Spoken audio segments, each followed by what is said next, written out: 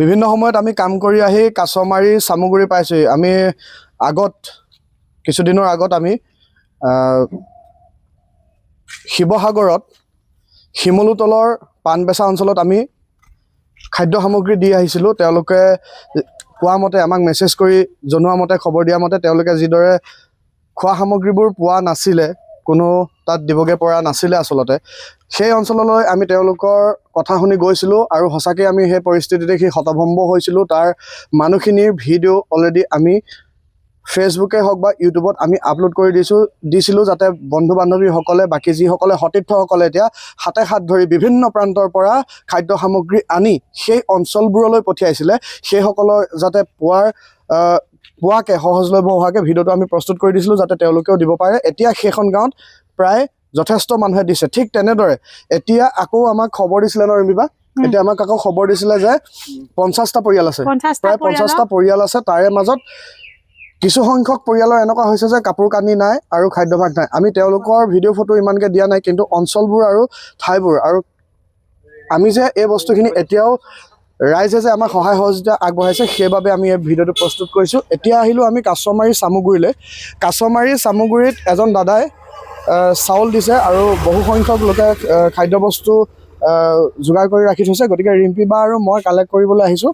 দাদাৰ নাম কি আছিলে? ভাইটি নৰ দাদাই আমাক চাউল দিছে, 50 কেজি বেগ এটা দিছে আৰু এনেকুৱা বহুত আছে সামগ্ৰী এই অঞ্চলৰ পৰা কালেক্ট কৰিবলৈ। গতিকে আপুনি কি ক'ব বাকীসকল ৰাইজক? যিহেতু আপোনালোকে নিশ্চয় ভিডিঅ' আৰু ফটোসমূহত যিসকল দূৰ দূৰণিত আহিব পৰা নাই, আমি জীয়া প্ৰতিচ্ছবি তাত আমি দেখি আহিলোঁ। সেই গতিকে আমি নিজকে এই কেইদিনৰ বাবে যিমানকেইদিন তেওঁলোকে কষ্টত আছে সেই কেইদিনৰ বাবে আমিও মানে তেওঁলোকৰ প্ৰতিটো সুখ দুখত সমভাগী হ'ম বুলি আমি ওলাই আহিছোঁ। মোৰ মাতটো আপোনালোকে এবাৰ হ'লেও লক্ষ্য কৰিছে, মোৰ মাতটো ভাগি গ'ল। আৰু প্ৰত্যেক দিনাই আমাৰ এনেকৈ কালেকশ্যন কৰি হওক তেওঁলোকৰ ওচৰত আমি অলপমান সাহাৰ্য আগবঢ়াই দি অহাৰ পিছত 9 বাজি পাৰ হৈ যায়।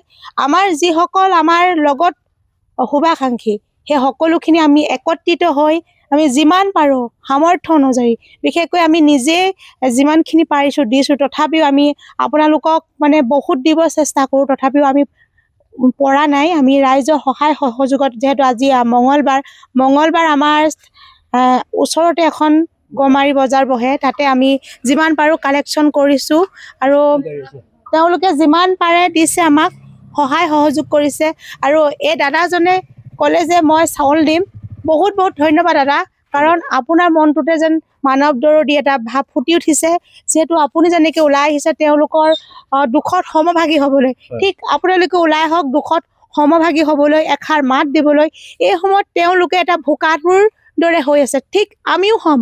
কাৰণ যেতিয়া নিজৰ ক্ষেত্ৰত হয় তেতিয়া সকলোৱে বুজি পায়। কাৰণ যিখিনি আমি বুজি পাইছোঁ, আমি নিজে গৈ দেখিছোঁ, যিটো জ্বলন্ত জীয়া প্ৰতিচ্ছবি, সেই বস্তুখিনিয়ে বৰকৈ ইয়াত হৃদয়ত অনুভৱ কৰাইছে।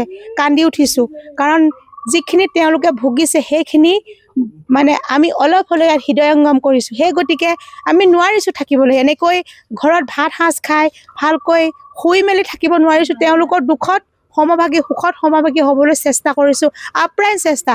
কাৰণ আমাৰ যিখিনি আমাৰ লগত অহৰ্নিশে লাগি আছে সকলোলৈকে, সকলো ফালৰ পৰা আপোনালোকক মানে অলপ হ'লেও মুখত হাঁহি বিৰিঙাবলৈ চেষ্টা কৰিছোঁ। আৰু মানে ওপৰ যি আমাৰ ভগৱানেতো এইখিনি কৰিব, কাৰণ আমি কেতিয়াও নোৱাৰোঁ। আৰু এয়া দাদাই ইয়াৰ চাউল বেগটো আমাৰ এই গাড়ীত উঠাবলৈ আহিছে। আৰু আমি তাত কাপোৰ কানিকে ধৰি আমাৰ ৰেচন পাতি, দালি, আলু সকলোখিনি আমি আজি কালেকশ্যন কৰিছোঁ। কাইলৈ ভিতৰুৱা এখন ঠাইত, নামটো ইমান মই নাজানো, লগৰ ডিকু পিংকু নামৰ এজন মানে ভাওনাৰ দোহাৰৰ, তেওঁ মানে ভাওনা তেওঁ যায়, দোহাৰ হয়।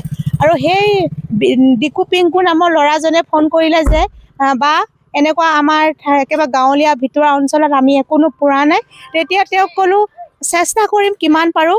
সেই গতিকে তেওঁ ফোনত তেওঁ যি আমাক কণ্টেক্ট কৰিছিল, সেই কণ্টেক্টত আমি তাত দিবলৈ যাম আমি কালিলৈ ভিতৰুৱা অঞ্চলত। আৰু আপোনালোকেও আমাক সহযোগ কৰিব। আৰু তাত গৈ তেওঁ কোনে কিবা যদি দিম বুলি ভাবিছে আমাক কণ্টেক্ট কৰিব। আৰু আপোনালোকে কোন ঠাইত একেবাৰে পোৱা নাই ভুক্তভোগীসকলে আমাক জনাব, আমিও চেষ্টা কৰিম সেই ঠাইত দিবলৈ। যিহেতু আমাৰ গ্ৰুপটো আছে, আমাৰ গ্ৰুপটোৱে প্ৰতিজ্ঞা লৈছোঁ যে আপোনালোকৰ দুখৰ সমভাগী প্ৰত্যেক দিনে হ'ম।